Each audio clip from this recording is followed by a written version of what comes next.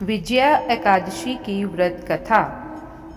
जया एकादशी की कथा सुनने के बाद धर्मराज युधिष्ठिर बोले, हे जनार्दन, फाल्गुन मास के कृष्ण पक्ष की एकादशी का क्या नाम है तथा उसकी विधि क्या है, कृपा पूर्वक कहिए।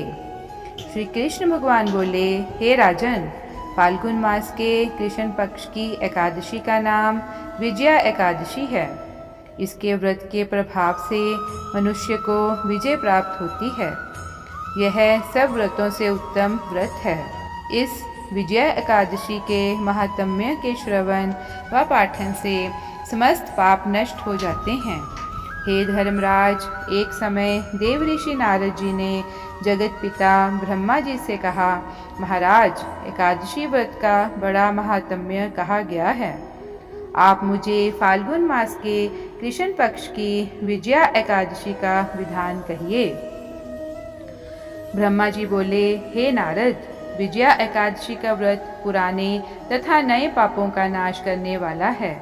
यह समस्त मनुष्यों को विजय प्रदान करता है। इस विजया एकादशी की विधि मैंने आज तक किसी से नहीं कही। तुम्हारे पूछने पर संसार की भलाई के लिए अब कहता हूँ। यह व्रत करने वालों को विजय प्रदान कराती है। मर्यादा पुरुषोत्तम राम ने इसी व्रत के प्रभाव से लंका को विजय किया। त्रेता युग में मर्यादा पुरुषोत्तम श्री रामचंद्र जी को जब 14 वर्ष का वनवास हो गया तो वे पिता की आज्ञा से भाई लक्ष्मण तथा सीता जी सहित पंचवटी में निवास करने लगे। वहाँ पर दुष्ट रावण ने सीता जी का हरण किया तो श्री रामचंद्र जी अत्यंत व्याकुल हो गए। श्री रामचंद्र जी लक्ष्मण के साथ सीता जी की खोज में चल दिए। घूमते घूमते जब वे मरणासन जटायु के पास पहुँचे तो जटायु ने उन्हें सीता जी का वृतांत सुनाया। रावण के हाथों घायल जटायु ने श्री राम की गोद में प्राण त्याग दिए और स्वर्ग प्राप्त किया। तत्पश्चात श्री राम की मित्रता सुग्रीव से हुई और उन्होंने बाली का वध किया। हनुमान जी ने लंका में जाकर सीता जी का पता लगाया। वहाँ से लौटकर हनुमान जी श्री रामचंद्र जी के पास आए और सब समाचार कहे। श्री रामचंद्र जी ने वानर सेना सहित सुग्रीव की सम्मति से लंका को प्रस्थान किया।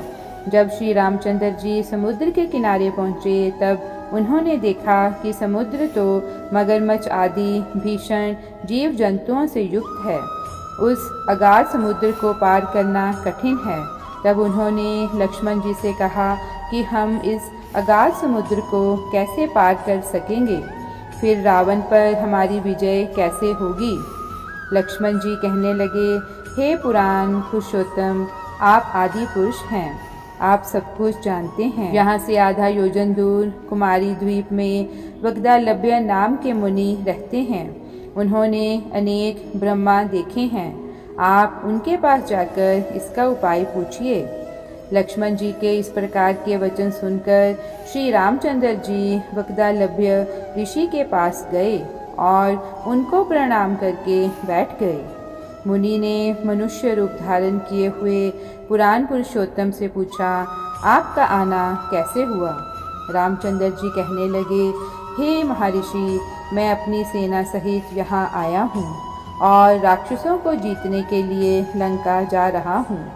आप कृपा करके समुद्र पार करने का कोई उपाय बताइए।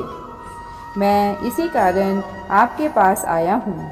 समुद्र पार करने पर ही मैं विजय पा सकता हूँ। वग्दालभ्य ऋषि बोले, हे राम, मैं आपको एक उत्तम व्रत बतलाता हूँ। फाल्गुन मास के कृष्ण पक्ष की एकादशी का व्रत करने से निश्चय ही आपकी विजय होगी। साथ ही आप समुद्र भी पार कर लेंगे। इस व्रत की विधि बहुत साधारण है। दशमी के दिन स्वर्ण, चांदी, तांबा या मिट्टी का एक घड़ा मंगाएं। उस घड़े को जल से भरकर तथा उस पर 5 पल्लव रख वेदिका पर स्थापित करें। उस घड़े के नीचे सप्त धान्य और ऊपर जौ रखें। उस पर श्री नारायण भगवान की मूर्ति स्थापित करें। एकादशी के दिन स्नान आदि से निवृत्त होकर धूप, दीप, नैवेद्य, नारियल आदि से भगवान का पूजन करें। तत्पश्चात श्रीमन नारायण के मूर्ति युक्त घड़े के सामने बैठकर दिन भर भजन में व्यतीत करें और रात्रि को भी कीर्तन भजन कर जागरण करें। द्वादशी के दिन नदी या तालाब के किनारे स्नान आदि नित्य कर्मों से निवृत्त होकर उस घड़े को ब्राह्मण को दे दें। सुनो राम, यदि तुम भी इस व्रत को सेनापतियों सहित करोगे तो तुम्हारी विजय अवश्य होगी। श्री रामचंद्र जी ने ऋषि के कथनानुसार विधि पूर्वक विजया एकादशी का व्रत किया और इसके प्रभाव से दैत्यों पर विजय पाई। अतः हे राजन, जो कोई मनुष्य विधि पूर्वक इस व्रत को करता है उसे दोनों लोकों में अवश्य विजय प्राप्त होती है। श्री ब्रह्मा जी ने नारद जी से कहा, हे पुत्र, जो कोई इस व्रत के महात्म्य को पढ़ता या सुनता है उसको वाजपेय यज्ञ के फल की प्राप्ति होती है। विजया एकादशी के व्रत के प्रभाव से उसको अनंत फल मिलता है। जय श्री कृष्ण।